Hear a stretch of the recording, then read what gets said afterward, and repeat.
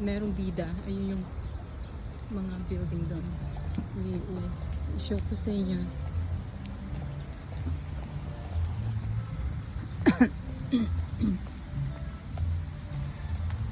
Ito yung kagabi na inano ko sa inyo. Kagabi dyan ako kahapon. Kagabi.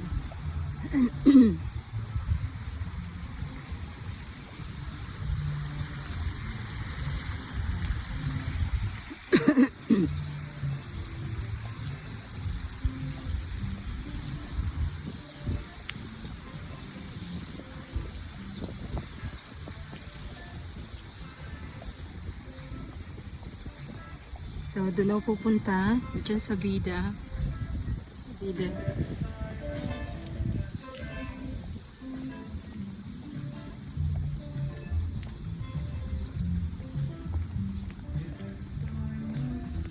Ganda ng view.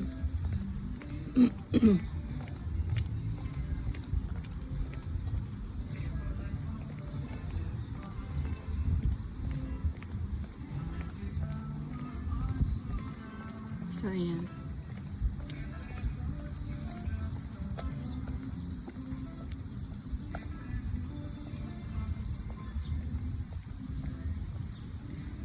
So, imimit. Ito yung mall. Ayan yung mall. Ito yung, yan lang ang face ng mall. Tapos ito mga restaurant yan, mga yan. Ang laki. Laki nitong mall na to. May mga luxury brand, hindi chipipay. So, yan yung, kung sa Dubai, merong Dubai Mall na pagkalaki. Parang sister niya to. Little sister niya.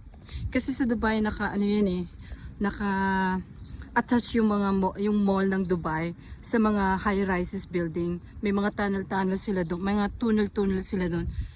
Ito, hindi nila ma-attach kasi mga building, mga maliliit lang. May mga mabababa. So, ito yung So, yan.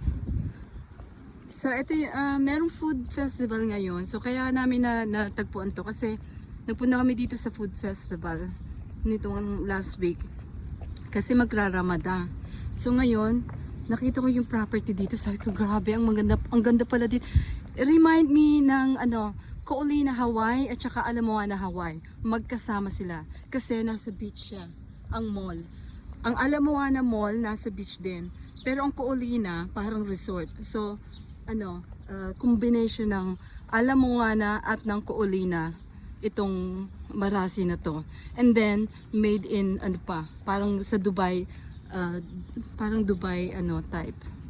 Ito yung mga store dito, mga mga food nila. Food festival pa hanggang before ng ayan yung entrance 4. Yung building namin yung building na gusto naming bilhan, meron dong entrance din from that hotel.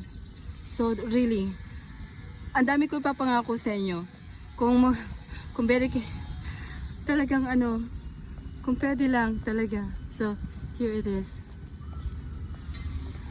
So this is nice. So I have to go in that building. Ang ganda rin.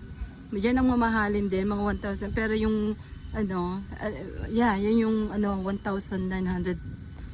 for Tunis. Guro mo ba naman, ang view mo.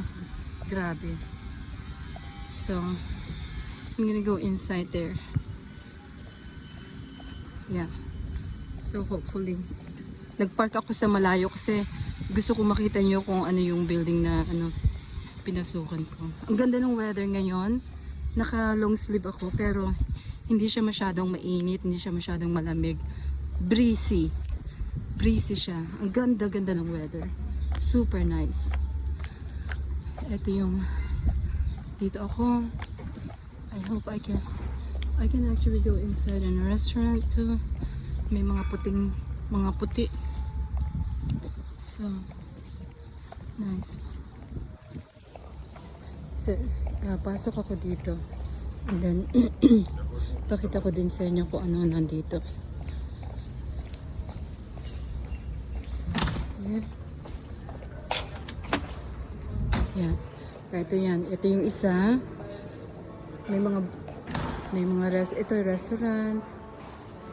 Ayan. Yung mga kaibigan ni Isay na taga Saudi na nag-aaral doon sa school niya, meron mga properties din dito kasi nga investment nila. Ang bango. Bango. Ang bango-bango. So, punta ako doon sa kabila kasi doon ko imimit yung ano. So, punta ako dito. So, grabe, ang ganda. May bisikleta pa, oh. Pwede mo hiramin. So, I'll meet them here. So, ito yung lobby ng Vida, ng mga sales. Kain ako dun mamaya sa isa. Ayan. Hala, na-tour ko na kayo. Ito yung office, yung sales office. Ito.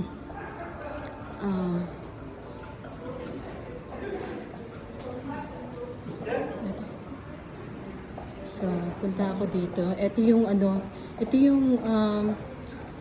yung plano nila. Ito yung mga plano na yan. Lahat ito, i-build. Yan, lahat yan, i-build.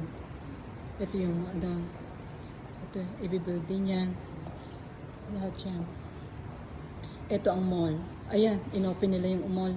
Tinaas nila yung ano, yung ano dyan, oh, yun. Ito yung ano, inside ng mall. Kung anong itsura. Tapos, ang titinang kong building ngayon, eto, yun.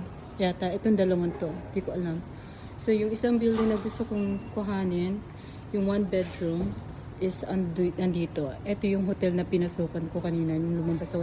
Dito ako naglakad. Yan, dito. Tapos, ito yung Vida. Andito na ako sa loob. Somewhere here. Nandito ako. Somewhere here. Dito ako naglakad mula doon. So, ito yung mall. Ganyan kalaki ang mall, no? Laki. Okay, I'll stop now. Sige, mamaya na lang.